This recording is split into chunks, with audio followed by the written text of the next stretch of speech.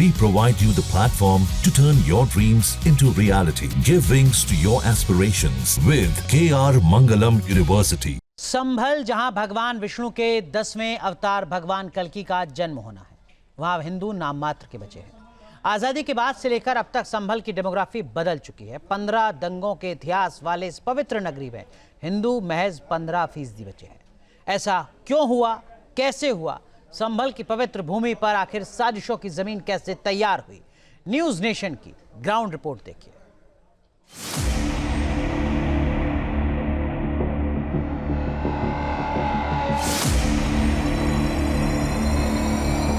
संभल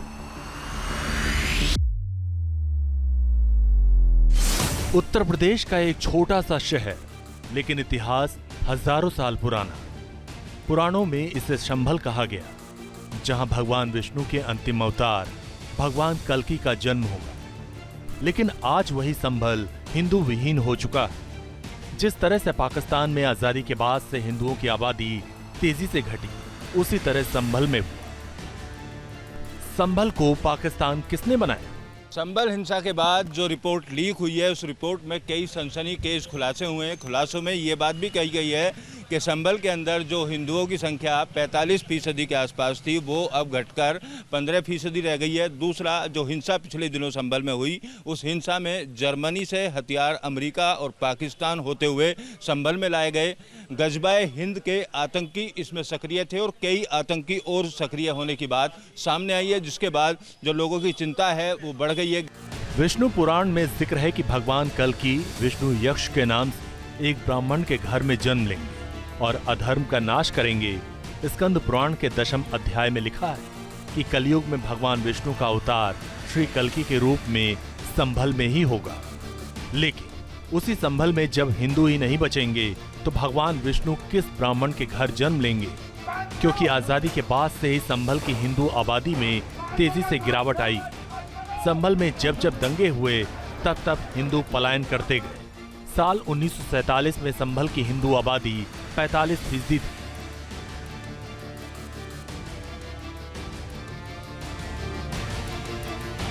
यह खुलासा हुआ संभल हिंसा पर गठित कमेटी की रिपोर्ट में। पिछले साल 24 नवंबर को संभल में हिंसा हुई थी। योगी सरकार ने एक कमेटी का गठन किया था। कमेटी ने अब अपनी रिपोर्ट योगी सरकार को सौंप दी। 450 पन्नों की रिपोर्ट में डेमोग्राफी बदलाव का जिक्र है। आजादी के वक्त संभल में 55% मुस्लिम थे, जबकि 45% हिंदू आबादी थी। 78 में मेरा यहीं जन्म हुआ है और खग्गू सराय जो था पहले पूरा टोटली हिंदू रहते थे वहाँ पे, और वहाँ तब मंदिर बंद कर दिए गए, कब्जा कर लिया गया वहाँ पे, और तो बहुत जने चले गए वहाँ से। और मैं छोटा था, मुझे भी काटने की उम्मीद करी, पर मैं बच के आ गया वहाँ से निकल कर। ये नकाशे की बात है, नकाशे की मैं काम से गया था तो वहाँ बहुत ज़्यादा भीड़ थी, तो मैं बच के आ गया, तो मुझे भी ना तो ऊपर कर देते। हिंदुओं को संभल से बेदखल करने के लिए उन्हें डराया धमकाया जाता था। उनकी संपत्ति पर कब्जे कर लिए जाते थे। मारे जाने के डर से हिंदुओं ने अपना धर्म बदलना कबूल किया। लगातार होते दंगे, सांप्रदायिक तनाव और तुष्टीकरण की राजनीति ने जिले की डेमोग्राफी बदल दी। न्यायिक कमीशन की कुछ रिपोर्ट के कुछ अंश सामने आए हैं। कैसे समाजवादी पार्टी और कांग्रेस के समय में चुन चुन करके हिंदुओं को निशाना बनाया जाता था।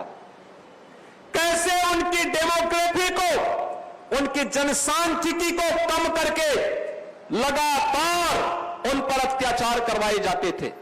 कैसे दंगे करवा करके हिंदू विहीन कर दिया जाता था क्षेत्रों को। लेकिन आज ये डबल इंजन की सरकार है, डेमोग्राफी को भी नहीं बदलने देगी, और जो भी डेमोग्राफी को बदलने का दुस्साहस करेगा, उसको स्वयं पलायन करने के लिए मजबूर होना पड़ेगा। आजादी के बाद से ही संभल ने एक नहीं कई दंगों को अपने सीने पर झेला। 1947 से अब तक कुल 15 दंगे हो चुके हैं। हर दंगे में हिंदुओं की जान गई। 1947 से लेकर अब तक 209 हिंदू बेमौत मारे गए। देखिए, आज़ादी के बाद से ही संभल में लगातार 15 दंगे हुए हैं और विदेशी कनेक्शन यहाँ संभल से लगातार रहा है। आपने पहले भी देखा होगा, संभल से कई आतंकवादी पकड़े गए जिनका कनेक्शन हमेशा दीपासराय से रहा है। जो संभल के जो एमपी थे यहाँ, शफीकुर रहमान बर्क, इन्होंने हमेशा दंगाइयों को संरक्षण दिया है। और जो आबादी जो आज़ादी के बाद जो कम हुई है 15%, और जो पहले 45% थी और जो अब 15% रह गई है, 24 नवंबर का दंगा अगर सरकार या प्रशासन कंट्रोल नहीं करती तो आबादी 15% से घटकर 3% या 5% रह जाती और संभल में दोबारा हिंदुओं का नरसंहार किया जाता। बहुत बुरी तरीके से आगजनी होती। हर दंगा हिंदू आबादी के लिए काल बना। डर के मारे हिंदू आबादी दूसरे जिलों में पलायन कर गई और संभल आतंकी संगठनों के मॉड्यूल का अड्डा बनता चला गया। ये संभल में दंगों का जो इतिहास है 1947 से ही प्रारंभ होता है।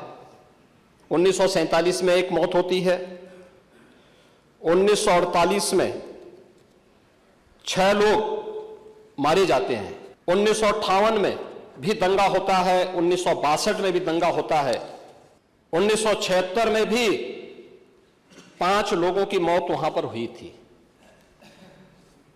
और 1978 में 184 हिंदुओं को सामूहिक रूप से जला दिया गया था। 184 हिंदुओं को हत्या हुई थी, हिंदुओं की हत्या हुई थी और जलाया भी गया था और लगातार कई महीनों तक वहां कर्फ्यू था।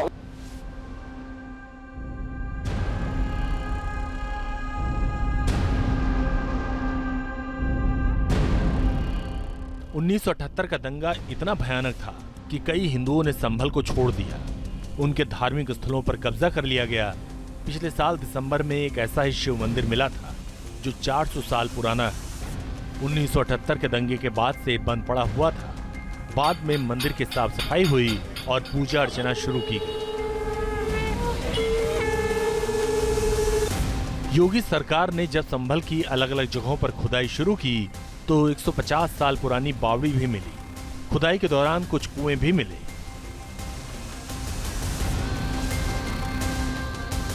अब चलिए जांच रिपोर्ट की बात, जिसमें खुलासा हुआ है संभल में आतंकी संगठनों ने तेजी से अपने पैर पसारे। पाकिस्तान और अफगानिस्तान के आतंकी संगठनों के यहाँ के युवा जुड़ते चले गए। युवाओं का ब्रेन वॉश किया गया और उनकी भर्ती आतंकी संगठनों में की गई। इनमें हरकत उल मुजाहिदीन, तहरीक तालिबान, अल-कायदा, हिजबुल मुजाहिदीन, IS में शामिल है। इसके अलावा पाकिस्तानी खुफिया एजेंसी ISI ने भी संभल में अपना नेटवर्क बना लिया था। अमेरिका की टॉप 10 आतंकी लिस्ट में भी संभल का कनेक्शन सामने आया।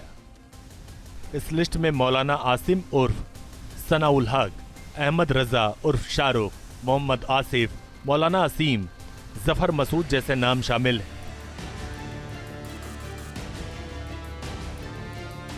भगवान विष्णु के कल्कि अवतार वाला संभल अवैध हथियारों का ठिकाना बना। नारकोटिक्स गैंग्स ने पांव पसारे। पुरानी सरकारें जानबूझकर संभल को नजरअंदाज करती रहीं। नतीजा ये हुआ कि संभल से हिंदुओं के खिलाफ एक बड़ी साजिश की बुनियाद रखी गई। संभल में गजवाए हिंद का मंसूबा पाला जा रहा था। हिंदुओं के धार्मिक स्थलों को निशाना बनाया जा रहा था। लव जिहाद के जरिए हिंदू लड़कियों को फंसाया गया। संभल के कट्टरपंथियों को राजनीतिक संरक्षण भी मिला। जब जब दंगे हुए तब आरोपियों के खिलाफ कोई कार्रवाई नहीं की गई। हिंदू पक्षों की तरफ से मुकदमे तक दर्ज नहीं किए गए। लिहाजा दंगाइयों के डर से हिंदू संभल से पलायन करने लगे और दंगाई हिंदुओं के धार्मिक स्थानों पर कब्जा करते चले गए। 1980 में फिर दंगा हुआ था, एक मृत्यु हुई। 1982 में फिर दंगा हुआ, एक मृत्यु हुई। 1986 में 4 लोग मारे गए और 1990 फिर 1992 में 5 मौतें हुई। 1996 में 2 मौतें हुई। ये लगातार ये सिलसिला चलता रहा। 1947 से लेकर के अब तक 209 हिंदुओं की निर्मम हत्या वहां हुई है संभल के अंदर। 209 हिंदुओं की। और एक भी बार किसी ने उन निर्दोष हिंदुओं के लिए कभी 2 शब्द नहीं कहे, उनके प्रति, उन परिवारों के प्रति संवेदना के शब्द नहीं कहे। संभल में हिंदुओं के धार्मिक स्थलों पर कब्जा करने की रवायत कोई नई नहीं, ये तो साल बाबर के आगमन से ही शुरू हो गई थी, जब बाबर ने ही हरिहर मंदिर को तोड़वा दिया और उसे जामा मस्जिद में तब्दील करवा दिया। 12वीं सदी में पृथ्वीराज चौहान ने यहाँ हरिहर मंदिर बनवाया। 1529 में बाबर ने हरिहर मंदिर को तोड़वा दिया। बाबरनामा में इसका जिक्र है कि बाबर के अधिकारी हिंदू वेग ने मंदिर को मस्जिद में तब्दील करवा दिया।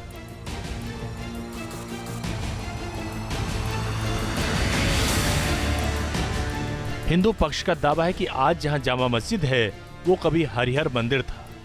इसी को लेकर 19 नवंबर 2024 को संभल कोर्ट में याचिका दायर हुई थी। 24 नवंबर को सर्वे टीम फिर जामा मस्जिद पहुंची।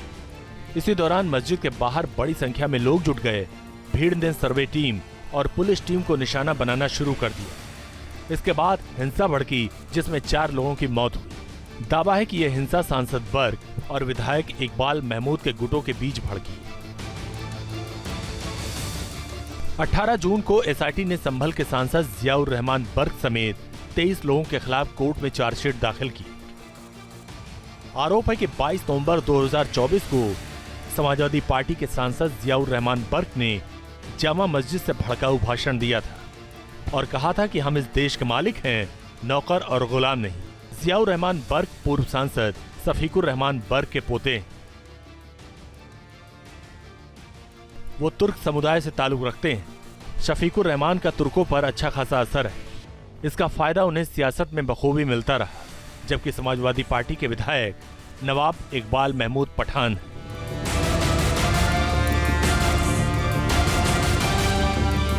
बर्क और इकबाल महमूद की अदावत वैसे तो पुरानी है, लेकिन हिंदुओं की आबादी घटी तो समीकरण भी बदल गए। तुर्क और पठान आमने सामने आ गए। तुर्क खुद को इस देश का मालिक बताने लगे। हिंदुओं और कन्वर्टेड हिंदू पठानों को अपना गुलाम समझने लगे। इसलिए लड़ाई तुर्कों और कन्वर्टेड हिंदू पठान के बीच हो गई। इसलिए जियाउर रहमान बर्क के इस बयान के बाद संभल में माहौल बिगड़ा। जब कन्वर्टेड हिंदू पठानों ने इसका विरोध किया तो 24 नवंबर को दोनों पक्ष आमने सामने आ गए। हिंसा के लिए उपद्रवियों को बाहर से बुलाया गया था। इस दौरान क्रॉस फायरिंग में 4 लोगों की मौत हो गई।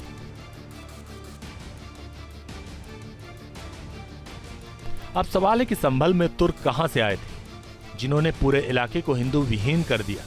इसके लिए इतिहास पर नजर डालना पड़ेगा। संभल का इतिहास काफी पुराना है। सतयुग में इस जगह का नाम सत्यव्रत था, त्रेता में महदगिरी, द्वापर में पिंगल और कलयुग में संभल नाम से मशहूर है। संभल में ही तोमर वंश का उदय हुआ, जिसके राजा जगत सिंह थे। तोमर वंश के राजा जगत सिंह ने यहाँ 68 तीर्थ स्थापित किए। 700 ईस्वी में तोमर राजवंश ने यहाँ शासन किया, लेकिन मध्यकाल में मुस्लिम आक्रमणकारियों ने इसकी सूरत बदल दी। संभल में तुर्कों का आगमन मध्यकालीन भारत के इतिहास से जुड़ा है, खासकर तुर्की और मध्य एशियाई हमलों के दौर से। 11वीं सदी में तुर्की मध्य एशिया से भारत पहुंचे। पहला तुर्की आक्रमणकारी महमूद गजनी था, जिसने 1001 में भारत पर आक्रमण किया। 12वीं सदी में मोहम्मद गौरी के हमलों ने तुर्की प्रभाव को और मजबूत किया। बाद में उसके सेनापति कुतुबुद्दीन ऐबक ने दिल्ली सल्तनत की नींव रखी। संभल इस दौरान दिल्ली सल्तनत का हिस्सा बना और तुर्की शासकों के अधीन रहा। 13वीं और 14वीं सदी में दिल्ली सल्तनत के तुर्की शासकों जैसे खिलजी और तुगलक वंश ने संभल को अपने प्रशासनिक और सैन्य केंद्र के तौर पर इस्तेमाल किया। सिकंदर लोदी ने 15वीं सदी में संभल को अपनी राजधानी बनाया, जिससे तुर्की प्रभाव और ज्यादा गहरा हुआ।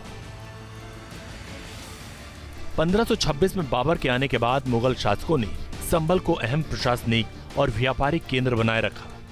बाबर ने कई हिंदू मंदिरों को नष्ट कर दिया। इस तरह से संभल में हिंदू संस्कृति तबाह होती चली गई। देश की आजादी के बाद से भी ये सिलसिला चलता रहा और हिंदुओं की आबादी 15% तक सिमट गई।